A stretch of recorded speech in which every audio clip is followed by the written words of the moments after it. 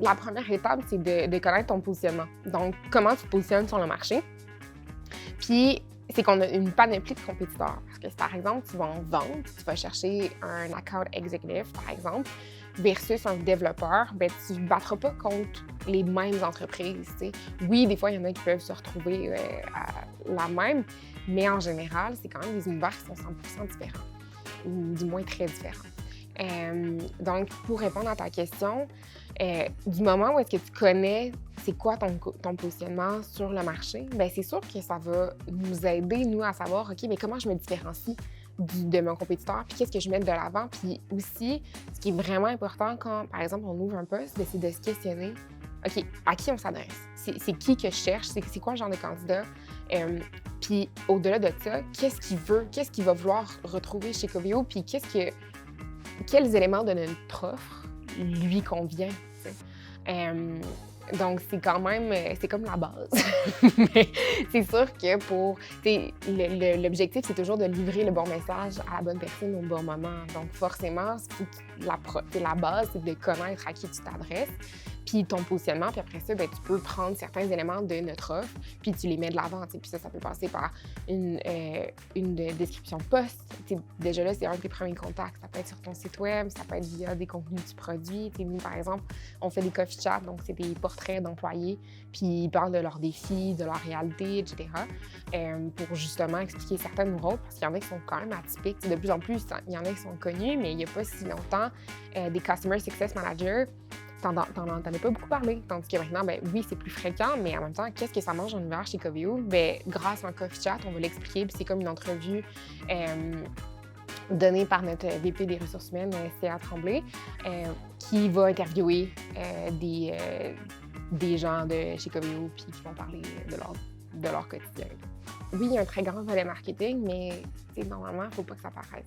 Fait que c'est sûr que faut quand même rester authentique là-dedans, puis jamais je vais vendre quelque chose que je suis pas. C'est absolument pas non plus dans les valeurs de chez Coveo de toute façon. Fait que l'authenticité, c'est quelque chose de vraiment important.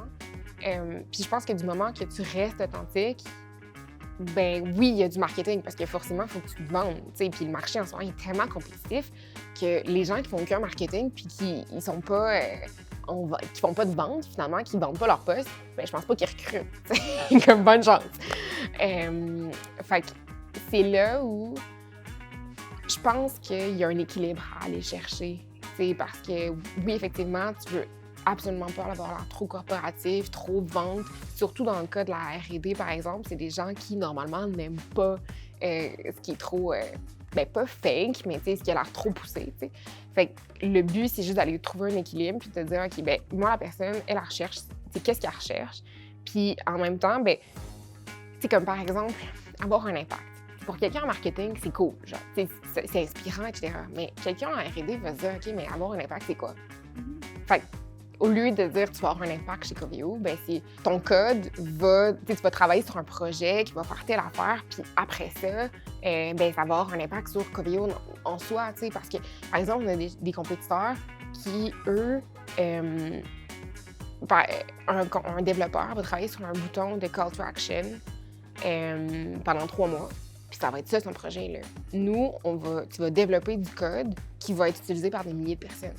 C'est assez impressionnant l'impact que tu peux avoir chez nous. Puis justement, ben, c'est de trouver un équilibre dans ton message puis de savoir à qui tu t'adresses. Bien, déjà là, c'est comme plus facile de savoir comme, OK, mais mon ton, qu'est-ce que je devrais utiliser? C'est quoi les éléments que je devrais focusser? Puis, moi, au début, je me faisais tout le temps challenger. Là. OK, oui, il y a un impact, mais c'est quoi? Je disais, ben, OK, je te retourne la question. C'est quel genre d'impact qu'on peut avoir chez Coveo? Puis après ça, ben, on construit un message. Puis, l'équipe, c'est aussi une valeur ajoutée qu'on a chez Coveo. Les gens sont tellement talentueux. Puis, c'est le fun parce que tu es tout le temps la personne la plus niaiseuse dans la pièce. C'est malade, là. Genre, moi, j'adore ça. C'est de dire que je peux apprendre de des gens. Puis, tu as des backgrounds qui sont super différents. On a énormément de diversité de ce point de vue.